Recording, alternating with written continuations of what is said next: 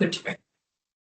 Okay, welcome to the infrastructure meeting on Tuesday, 12th of May. Please be advised that this committee of council is being recorded and live streamed. By speaking at this meeting, you agree to being recorded and live streamed. Please ensure that if and when you speak, you are respectful to others and use appropriate language at all times. By council accepts no liability for any defamatory or offensive remarks or gestures made during the course of this meeting. Recording of this meeting will be made publicly available on council's website. So item 1, we've got applications for leave of absence. Now we have councillor Paul. So have accepted. I'll move that be accepted. I'll second that.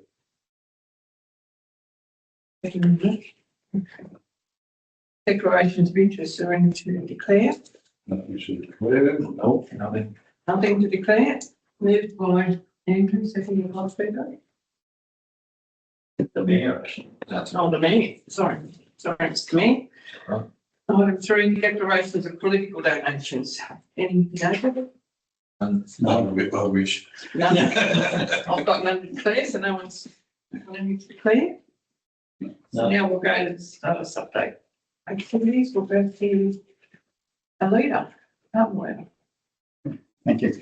Through the chair. Right, for the May infrastructure committee, I can put the regional emergency road repair funds, the roof drainage works. We have completed works on Davies Plains Road, Victoria Road, Offner Road, Bowen Park Road and Square Road.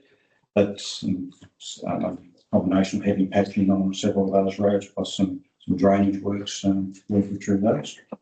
2 of the projects that were done at the start of the financial year were the Gallagher Way causeways, which we completed some time back. Moving to the roads to recovery program. Our gravel road reshedding in the south area, Brandon Street, Cable Street, Cage Creek, Waterhole Creek, College Street, Jacks Lake Road, have all been completed. North area included Backside Yards Road, Dumble Road and Cumberland, Woodridge Road, Edge Road and Thomas Road. Last, the Gallendale Road was only completed in the last month. It was held up due to issues with water, getting water out to there. So we managed to be able to get water to it in April. So the can't do water, so we're around. So those will be completed. The east area, Bulbous Road, we did the initial part of the work there. We're trying to look at getting some additional funding out of the roads recovery gravel reshedding program to do a bit more work on Bulbous Road.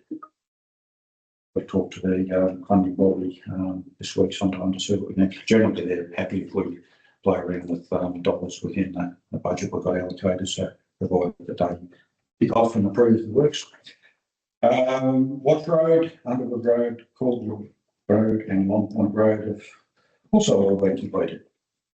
very good. The last project to be funded under R2R this year is Yellow Box Road at Manilga, where we're upgrading the road from the railway level crossing out to the 100k sign. We had anticipated we would be underway on that by now, but due to a few delays, without to kick that off in the next fortnight, had to get some culverts as part of the issue there, and we had to wait till UGL finished the railway level crossing approaches. So that's been done, so it should be all go for us. It's not going to push us in terms of time frame to the end of financial year. Well, the weather's holding up, things are good, but The chair actually commented last time how good that crossing is. They've done a good job, haven't they? It's smooth. They have done a good job there on their crossing. It's best it's ever been. And yeah, I was wondering what happened there because it was supposed to be April, wasn't it? yeah, unfortunately, with some delays. We also do plan to mill out from Keel Street to the railway level crossing and put some asphalt in that section. So, also made note on that project because there's a fair bit of asphalt involved in that. Our contractors noted notified us there was about a 12% increase in the asphalt with the crude oil product. Asphalt's gone up 12%, so we've just got to work out how that's going to impact on how much asphalt we put down on the project. Delays in, through the chair, and delays in delivery time for it as well. Not so much deliveries, delays. I haven't heard of any delays for their product. Right. Yeah, I think it's just that the cost wise. Yeah. But also, 12%'s not too bad. yeah, for the chair, still say very reflected in the bitumen sealing prices too. So Has it gone up by similar amounts? we estimate about 10% for next year. So, and they have some charges on our works. Fortunately, next product. Note there is a bitumen resealing program. We finished our bitumen resealing in basically March, so we had that work done before the bitumen prices went up. The bitumen price has had an impact on some of the heavy patching works we're currently doing for state transport. Yeah. Then Deputy General Manager of Operations will work with the Chief Financial Officer and send the invoice to the Secretary of War in America. Good luck with that one. Okay. Yeah, moving on to the bitumen resealing program. So, yeah, they've all been completed. There was 2 roads we were going to do in the urban area, but which they were, but due to that increase in price, we pulled those 2 out of the program, so we'll roll them into next year's program. You with so. Yeah. Which ones are they, mate? It's $3 to. Because I know, worries. Yeah. On those, just let us know Yeah. in case we get inquiries about that. Yeah. You say no, it's just been pushed to the next year. Yeah, yeah. And that would include with other projects for next year. The regional road program, 2 projects we did there was reconstruction, Banjo Patterson Way, is a pavement rehabilitation out in the Brookvale area. And Cargo Road has been finished since our last report. That's a section between Church Street and Fisher Street out there. We've rehabbed that section.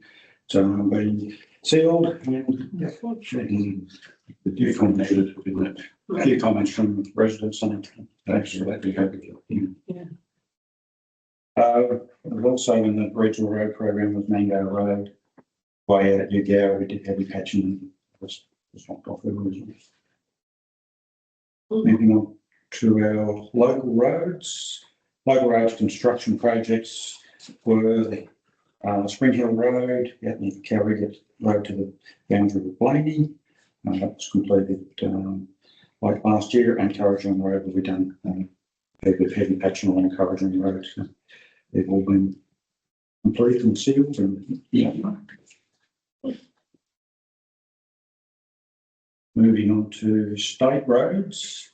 State roads heavy patching work commenced in January. We're just at the stage of tidying that up in the next week. There's been some delays there due to transport giving us some extra works and working through other things on that.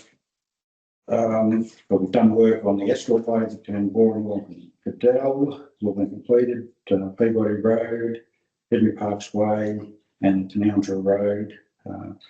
The initial patches out there were done, which some new ones in the last fortnight now will be sealed by the end of next week. Getting patches sealed has been an issue with engaging the contractor with his demands. We were aiming to get them sealed the last week, but contractors was picked up all his gear and went over to South Australia. They spent 2 weeks doing over there. But anyway. They're doing a job, though, they come out of the road, and like it's good. Yes, yeah, yeah. Quality works pretty good. You may note that driving down there, Transport New South Wales engaged their line markers and they did a full remark of the whole road. All right. So it's all been line marked from Cadell down to now, so it's pretty good. There's like line markers out and around Bourneville at the moment. Yeah, The two Boarding Road as I came down this morning. Yeah. Actually, I had a question related to that, if that's all right, read through you. Maybe you. When they do the fog lines down the side, what happens if, well, this is the case on Boarding Road, where there's grass that sort of come out onto the road and over the top of where the fog lines are now? What happens with the line marking? Whose responsibility is it to, because they could easily go along there and just paint straight across the top of grass, not capture little bits of tarmac, but also lots of grass. Yeah, through the chair. When we got narrow roads like that, they probably should be prepped up a bit more in advance and work done. Yeah, unfortunately, the road's probably not wide enough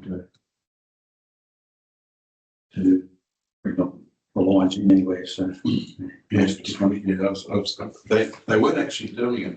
They sort of drove down in front of me as I was going down, and they turned around and looked like they were going to come back the other way, and probably they were just scouting it first. and a similar thing would happen if the edges are broken away and there's gaps in them and they move. So yeah. On a funny note, there I've seen pictures of sort of not from here. Line markers go through. There's been a dead animal on the road, and they're Straight across the top. Absolutely. Yes. Straight. Big white mark over the road, kid. Well, it was a bit of an issue, if you remember that from before, that section of road on further out Cargo Road. That there was a bit near the Grove Creek limestone there, new road. And nobody bothered to sweep off all of the, normally you get to try to scrabble just on, after it's been really tarred. That was all sort of sitting on the side, and the line markers went straight down over the top of that. And so the next, rainfall came, washed all the gravel away and took the paint with it. So there was virtually no line marking on the sides at all to do with it. But I mentioned to you, you had it fixed. Yeah, the guys back there. It looks great now, but yeah. I guess with the chair, they should, after the reseal, they should be swept right to the off the edge. But, Yeah, so sometimes the line markers obviously knew what they knew they were putting lines over the top of gravel that was just going to be washed away, which is just so dumb. Yeah, crazy. well, Because those fog lines are very important in the winter time. In the aren't they? wintertime, yeah, definitely. Well, and also now with a lot of modern vehicles now have the lane guidance, and that becomes critical for that. Yeah. okay, moving on. Sealing contractors completed all the resealing on the state roads.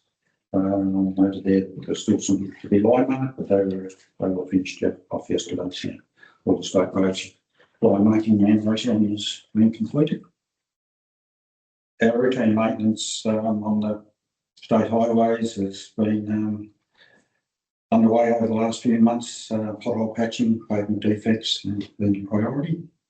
And we've done some shoulder maintenance grading on the Escort Way between Cadell and Yarra, some inches of Broker Way.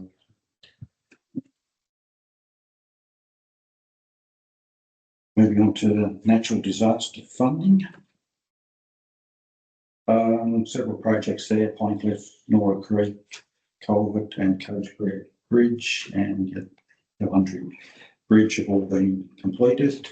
Coates Creek, they come back and finish off some erosion and following reviling that's been done since last report to the committee. Advancing upgrades to bond priority roads, being Lake Canobolas Road and Gumble Road, which has been reported in the past. Our consultants have finished the survey and designs of those projects, and they give us some designs to put on the shelf with some estimated costs there. We've got 15 million for Lake Canobolas and 27 million for Gumble Road. Those designs are probably ready to be used. However, the designs take into account land acquisitions. So we move forward within land acquisitions prior to doing true works there. So, Through you, Madam Chair, can I just clarify what you're saying is that's what we budgeted for, a cost of it then? It's not, we haven't been given that money. no, they were prepared concept advice to be on the shelf so that we could take them further for funding applications. Yep. So how are we going with funding applications? What's the last? Haven't Through you, Madam Chair, there has been no funding opportunities arise since this, sorry, correct that. There has been Safe for Local Roads funding come out, and council did apply for funding for a specific portion of that related to the 2 fatalities that we had. We had an announcement that we were unsuccessful in that. But this was the purpose of what we're trying to aim here is a whole scale rehabilitation of the whole road, not an isolated section, although we take what we can. The best position that we're in now is this is coming to a conclusion around the 12 months out from the state election. So I think the advocacy to date, such as the state government budget bids, as we have submitted this information to the local member, as we've had it. It has obviously matured as projects advanced, and there's been put on their radar as part of the budget process, but there hasn't been any income of it to date so far. through the chair, we've been requested by internally to the priority stage on Lake Canobolas Road to look at upgrading that section. But team currently scoping up that work there to basically look at the existing pavement and probably putting 100 mil overlay over the top, improving some drainage and potentially some guardrail to come up with a lower scale upgrade of the road for the budget, which might be more palatable for funding applications or potentially internal council funding proposals. I think it would go down well if we move down that avenue, because it's we have to wait for year upon year upon year for some funding bid, and the road just deteriorates even further and further and further. It's already just pothole, pothole for one section of it. So yeah, I think the locals are getting restless, can I say? Yeah. It's all going to be good, can't it? Might approach the local member. Well, I think we'll all, including myself, will go and approach the local member. And try and push it up the priority list. Through chair, I would anticipate an upgrade of that priority section might be $3-4 million, which is might be a little bit more practical in terms of. And I don't think anyone there would be concerned about the disruption. They just want to see some. They want some action. Yeah. So you could notice in here, also I've talked about before, that there's a wish to come along to a national committee meeting and to show the so the next one is only a couple months away. So yes, That's going now that we have established the 95% complete of that project, we'll be ready to. ready to go and talk to the locals. Yeah. So if we advertise it before, we can probably get plenty of come. A lot of interest. I just hope that if you change that for Lake Canobolas Road, that it's still, not going to have to go and do it again in a few years to make. Yeah. Through the chair, the work that we would undertake on that road would complement the future upgrade. The benefit of the design is that there's not a wholesale realignment of the road. So the work that we would do could be incorporated into the future upgrade quite readily. That's good. I certainly want to recommend the council throwing money at it. It was going to be a waste. No, that's just, I just thought I'd bring that up. Thank you. But the prices there on both those projects, have they been updated with the costs rising in all what's implied today? But through the chair, I would say not. They priced it to start the process. So should we really update that to say, like, if we're going to go to local members and for applications, I think we've got to have the figure right. So we need probably 15 becomes 6 days and a half, at least, and 27 becomes It's 30. 30. is it much to just upgrade that, Mark, to get those current prices into that? We should be able to look at the schedule of rates that we've got in there and apply some percentage changes to it. So. I think that's important if we're going to go on to the grant funding. We want 15 million, but we're $1.5 million short. It's not good.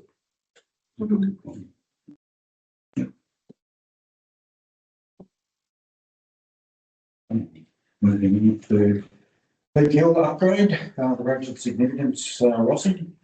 And $30 million project there. We currently have contractors working away on that. Progress on the first day between changed 12.9k and 16.3k, which is basically the end that goes up to parks. Excavation subgrade has commenced and placement compaction of base materials. They've done several culverts along the project.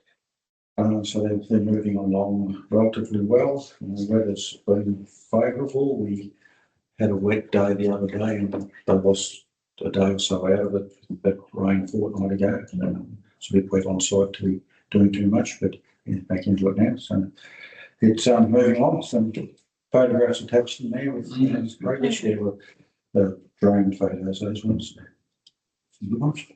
So the middle photo, oh, sorry, through the one actually. Sorry. Suggests that there's a realignment there, quite a significant realignment is there. That's correct. Yeah, well, so where is, how far away is the original? It's just off to one side. It's around 50 to 100 metres. 100 metres, let's say, yeah. There's a location called the Willows, and yeah, it's a bit of a band and band, which basically relining straight through with about 900 metres from memory. It's this middle one section. That's good. That question was actually asked about going with the current progress meeting. Is that going to be dealt with that corner of the Willows? You just answered the question for them. We have a photo to show them now. Through the chair, that in the middle of that photograph there is the base slate of the box culverts that's going in there. I believe the box is actually being laid on top of that now. So. Oh, that's just base. Yeah, That makes sense. Pink area is probably where they've shaped it up for that upgrade material, but they would like fit in the middle. There's the concrete space material, concrete to the base of the box culverts. It's okay. Very important, isn't it? So I have another quick question, if you don't mind. Obviously, there would have been some vegetation removed for that realignment. Is there going to be an attempt to re-veg the old section that is now no longer going to get used, presumably?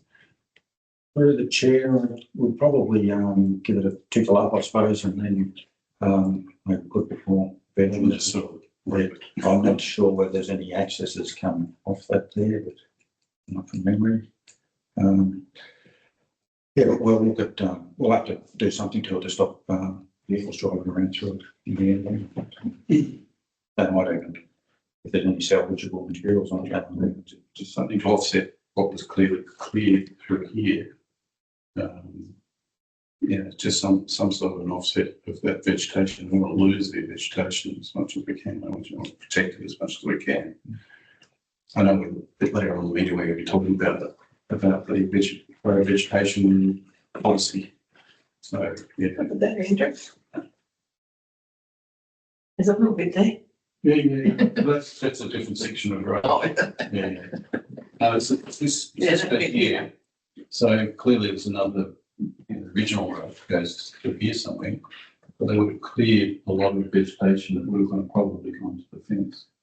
Just put it in there, which is fine, I mean, just a reason for doing it. But, I'd be interested to protect vegetation. This becomes then a whole bit of, presumably a whole bit of forest that's all connected up, which is even better. They've done a fair bit of mulching that and we're going to place it back in there, stabilisation, haven't they? So it could well be that it's seeding in there. But, yeah, some thoughtful to it, it's really quite. I think they have, I don't think it's not being left completely denuded, but from what I've seen. And But through the chair, the vegetation is chipped, left on site and used for sediment erosion control more so than revegetation of the area. It has been discussed previously that it didn't get a lot of traction in regards to vegetation management policy in regards to, but we actually haven't had that much projects in place where we've had wholesale realignments needing vegetation renewal. So this would be the first one we have. So we haven't quite been prepared for the top position.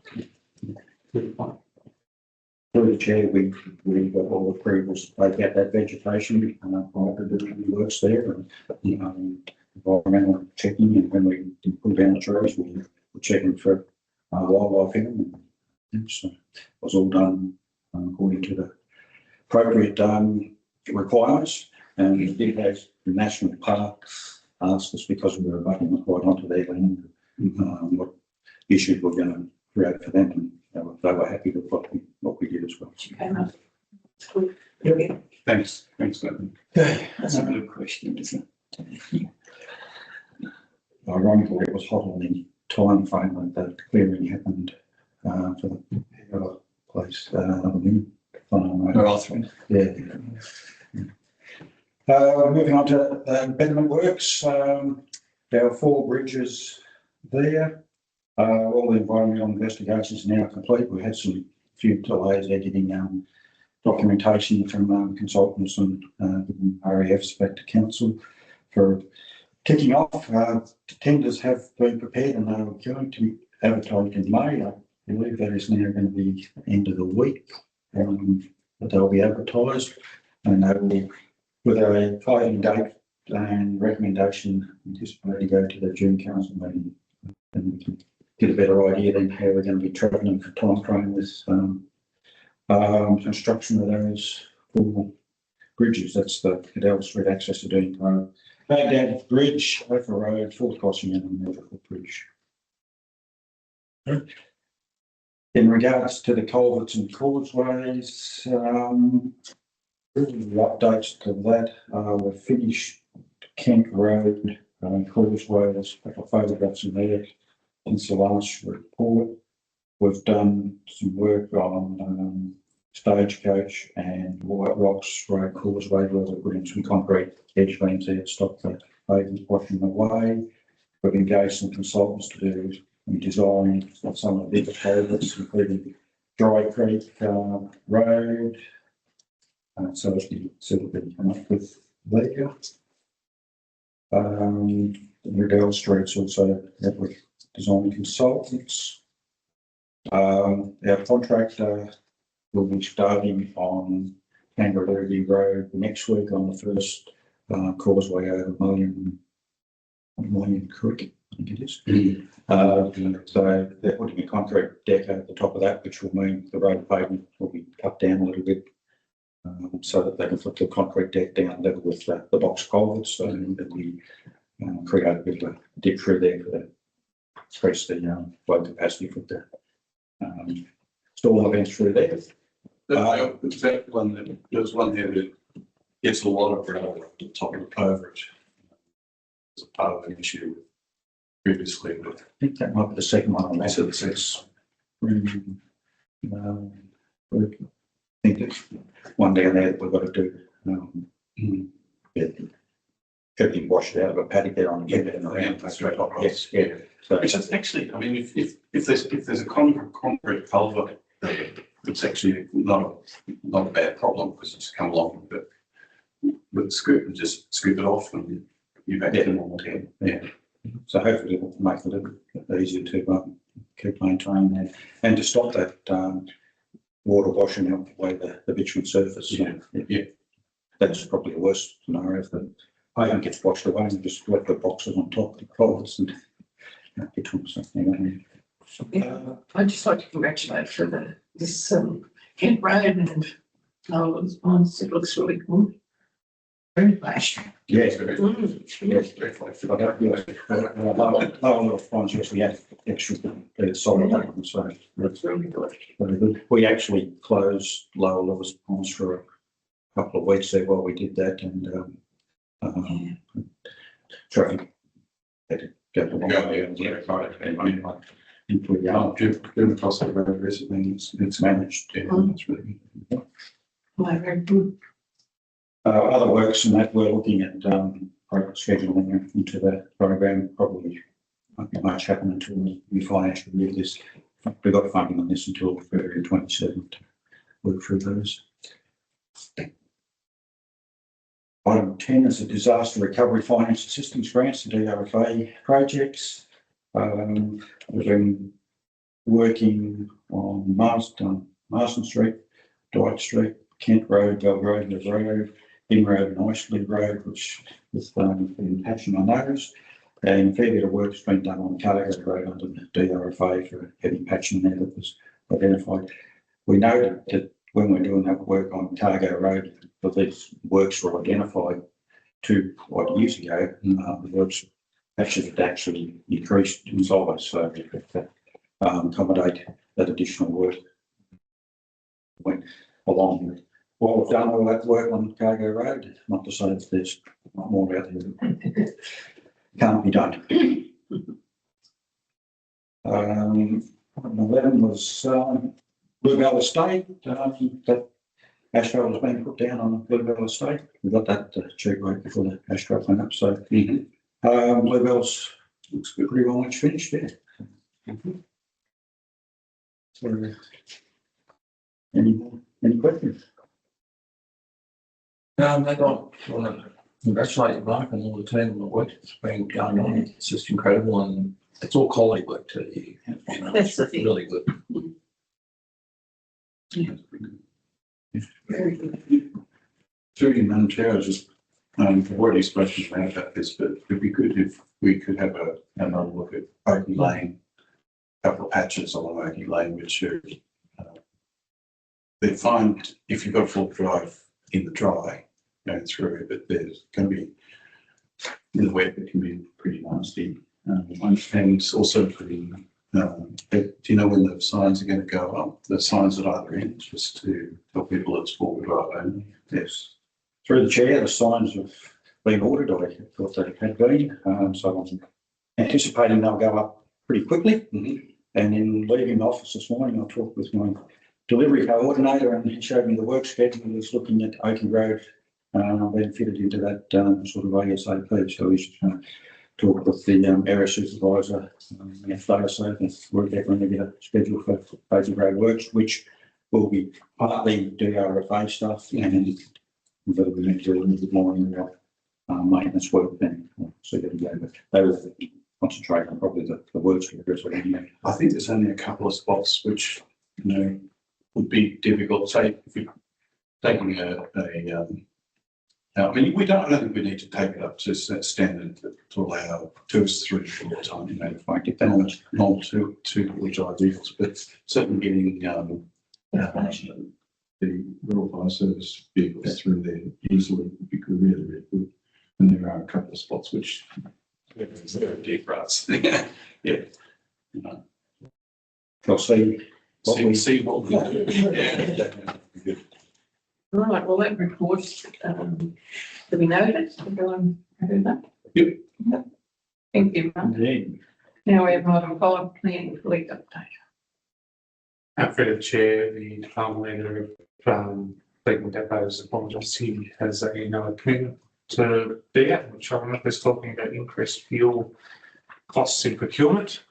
So he's asked me if I can field any questions from the committee in regards to this report. Briefly going through major plant.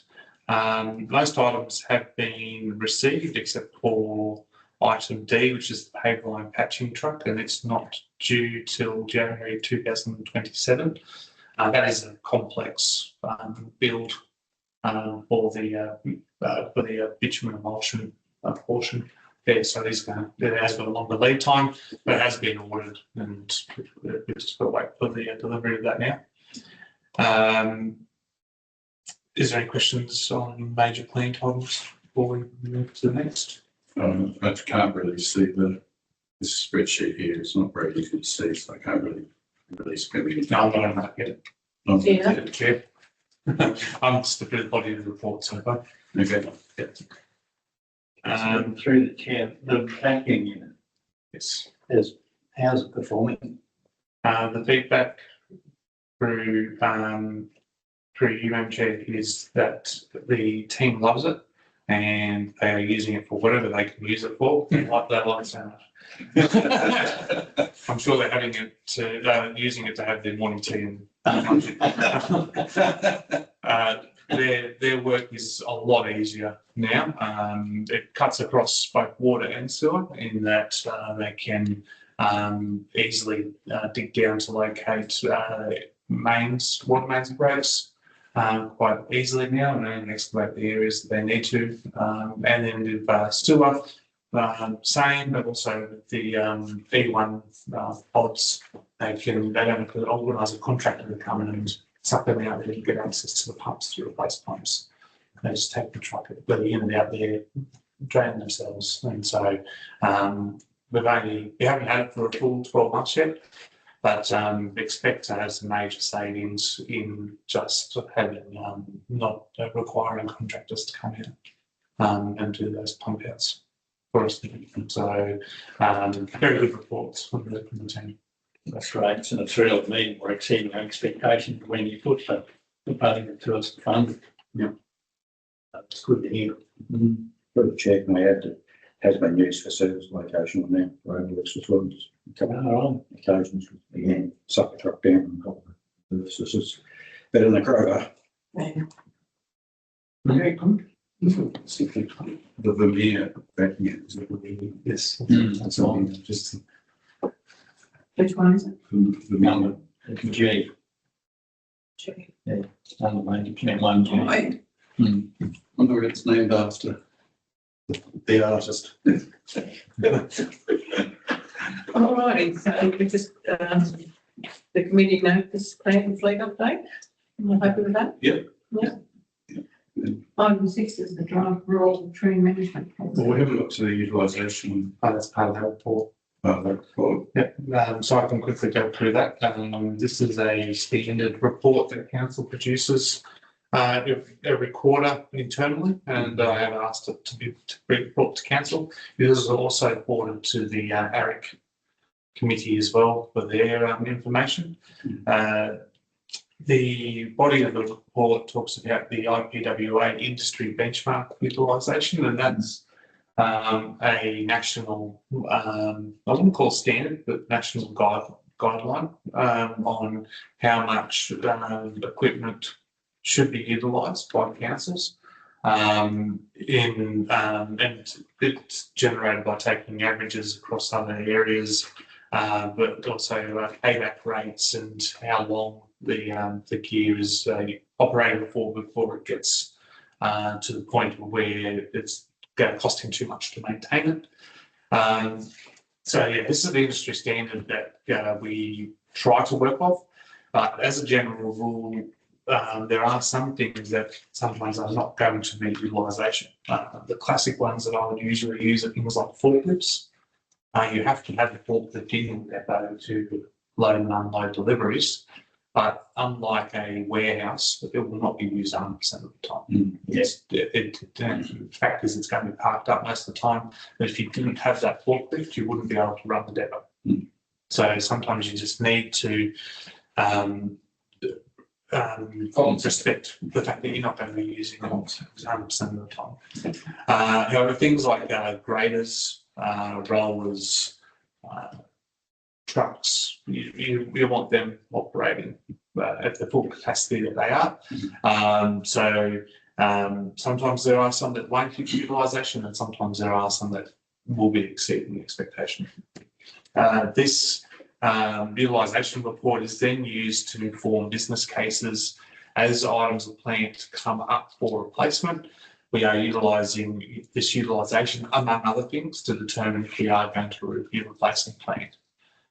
So things like, for example, the forklift may not have great utilisation, but we will resolve to replace it if it comes up because of the organisational need, or sometimes that we will push out the parameters of some individual plant. So we may extend its life by another 3 years if it's had a good maintenance track record to be able to get the full utilisation on it.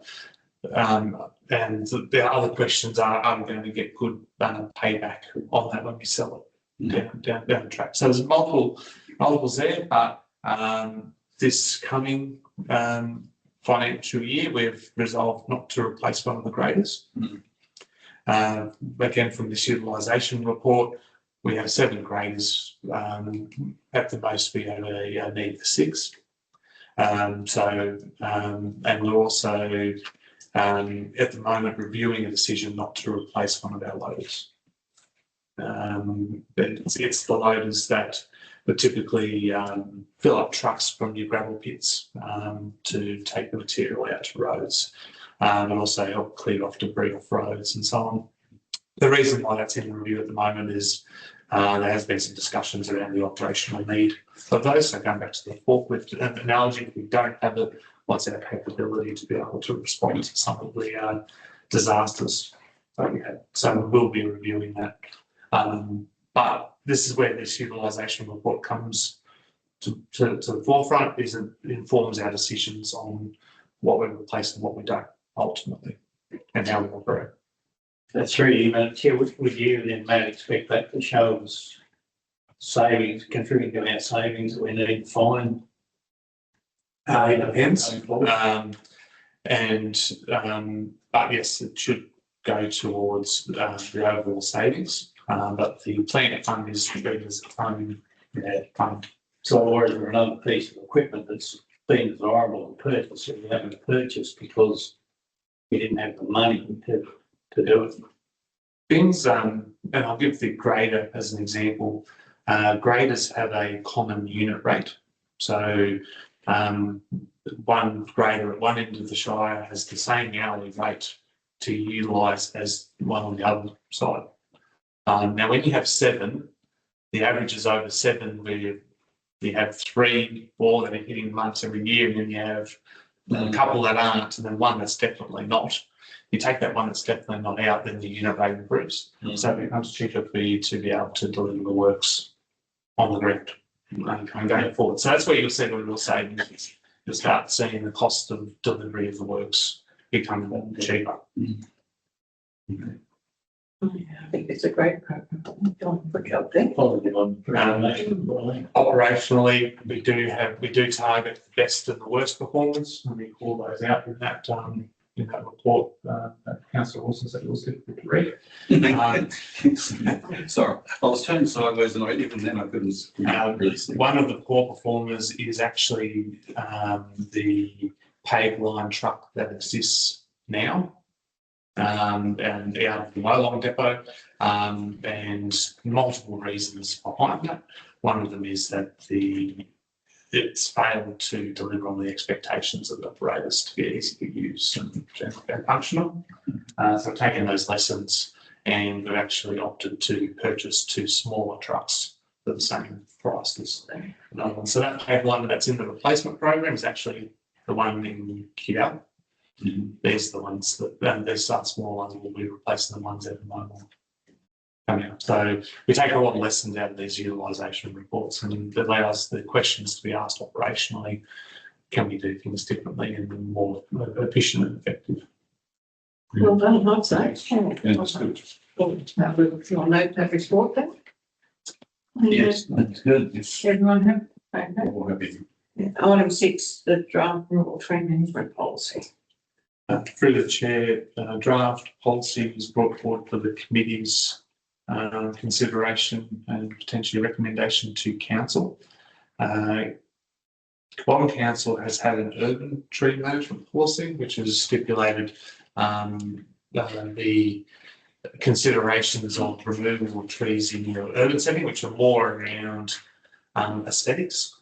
Then the one that's brought to council now, which is more around the rural tree management, considering that council has nearly 2,000 kilometres of road, it's not possible for council to undertake a proactive approach to our tree management.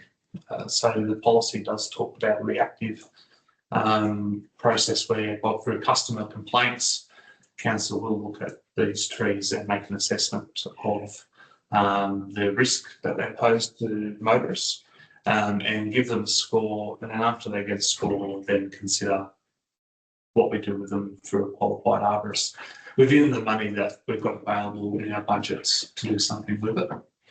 The policy also discusses what we do with the vegetation once it's removed. There's 3 options.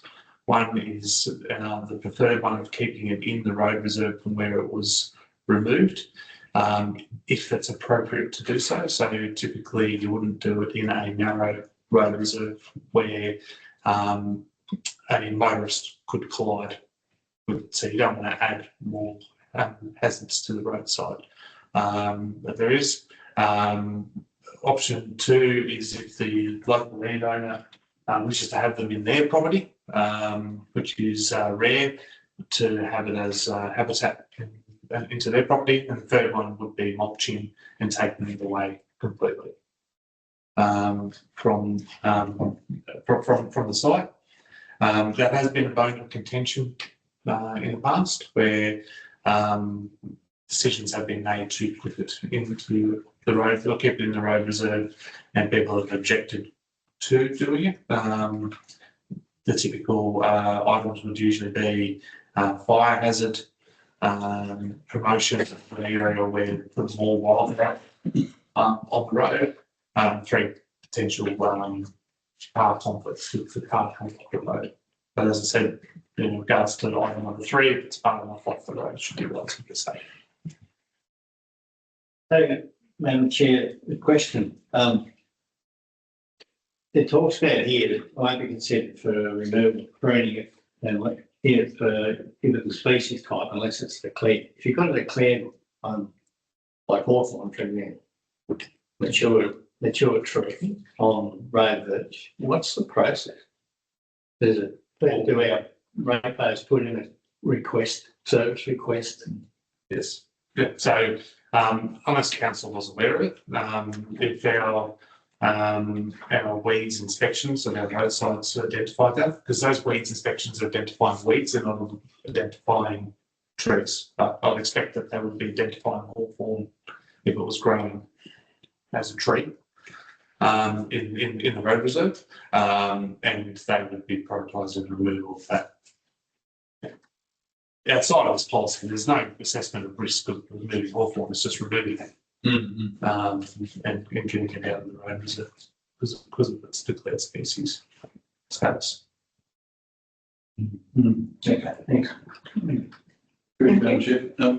Yeah, look, I just wonder whether or not this policy is actually not correctly named, in that it's primarily policy around which focuses on particularly safety, rather than maintenance of the environment. I've noticed that there's council's limited budget resources available, blah, blah, blah, to prune or remove trees, and social, environmental and economic factors shall be considered when determining whether the tree should be pruned or removed. There's no indication of what those are, what environmental factors, for example. And I mean, there's certainly a point made here that a lot of our road reserves, TSRs and all those sort of things are pretty critical habitat. They're maybe the last remnants of valuable environmental space in our region due to historical clearing of our area. There's no, other than a mention of that, there's no real hint here that actually is the priority to retain, and that this policy here is really focused on, it should have that as the beginning point, we're here to protect the environment as much as possible, but there are going to be occasions where safety is paramount and we need to, you know, either remove or prune or something. And so I'm just wondering whether or not there needs to be a slight tweak of the policy to really thresh that out and say, look, you know, we're trying to protect the environment, but we have obligations to do so. There are aesthetic things as well as just the environment. But this here is saying, well, in cases where we do need to make a decision about whether to remove trees, these are the processes that we follow.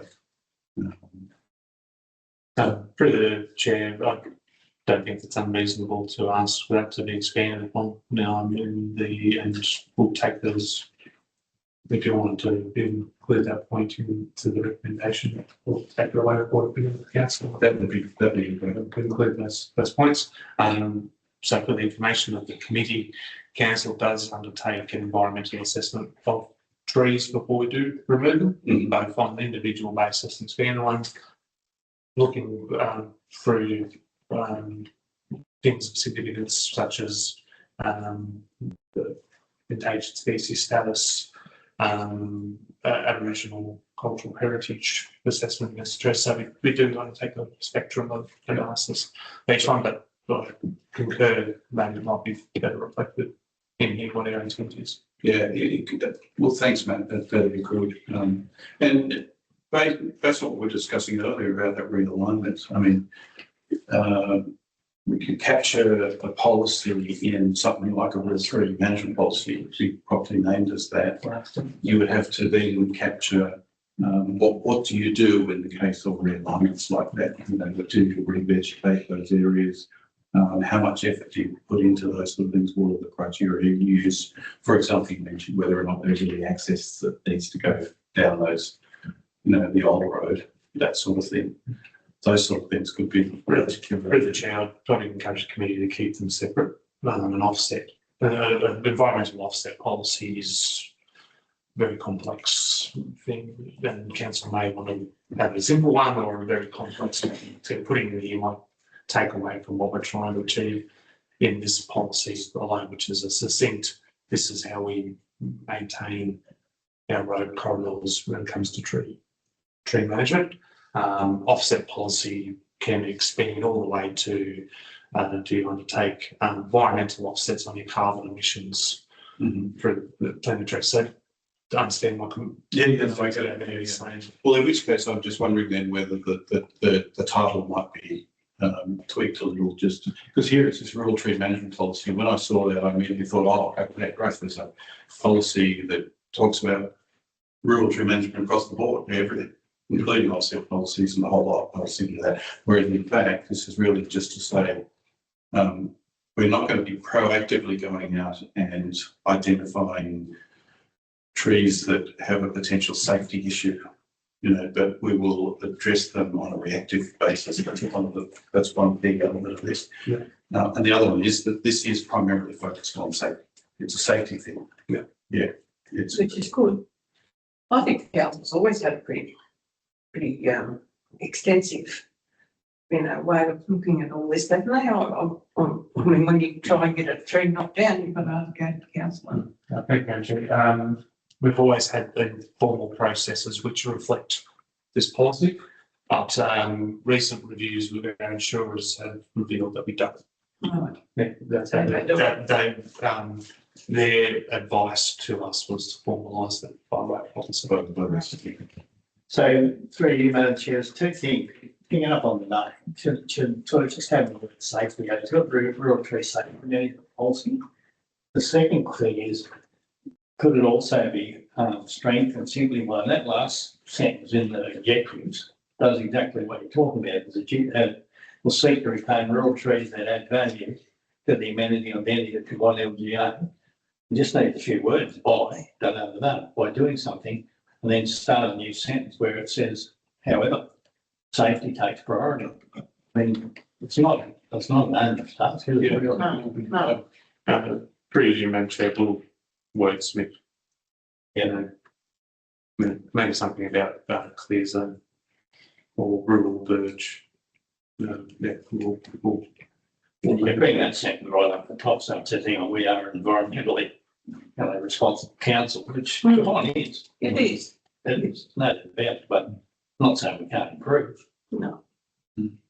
I'd certainly like to, whenever I see a new road that's been done or been fixed up and there's been some trees that need to be cut down for whatever reason, for safety reasons, that we have an offset if we do plant new things nearby. I think that, if that was identified in a policy somewhere, that would be really, really good. Because we do have an obligation to protect the environment across our shire. And it's historically heavily cleared for agriculture and therefore all of our road corridors become really, really valuable, very, very important. Okay, so we're, Thanks. we've, everyone happy? Okay, we'll note that. And we recommend that Yeah. policy go forward with suggested changes to the council for approval. Yeah, That's probably good, isn't it? Mm.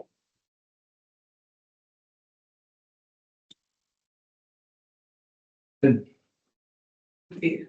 So, Any reports for future meetings? Item 7. Pretty hot. Okay, we want to second. Very good. Is there anything that the committee would like to see, Richard?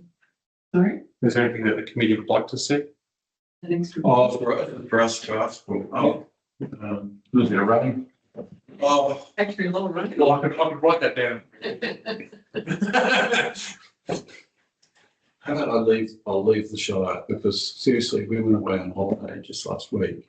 And we took the sunshine with it. It rained while we were away here.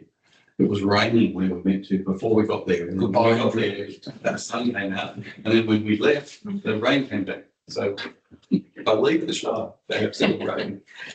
So, We are actually, it's a good one because we're coming into an El Nino over the rest of this year and into next year, which is all the portents are the moment suggests that it'll be potentially a record El Nino, higher temperatures and dry. So we will get plenty of opportunity to fix your roads.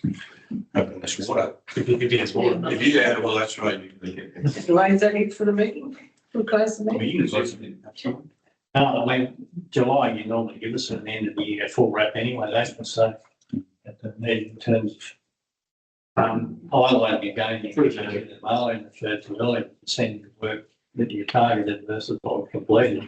This year's going to show pretty high returns, isn't it? And through the chair, we've been mapping out next year's program with regards to delivery timeframes for the capital works. Maybe we can provide that to you as well. Okay. And that's very comprehensive to that. Thank you. That's great. Yeah. Close the meeting.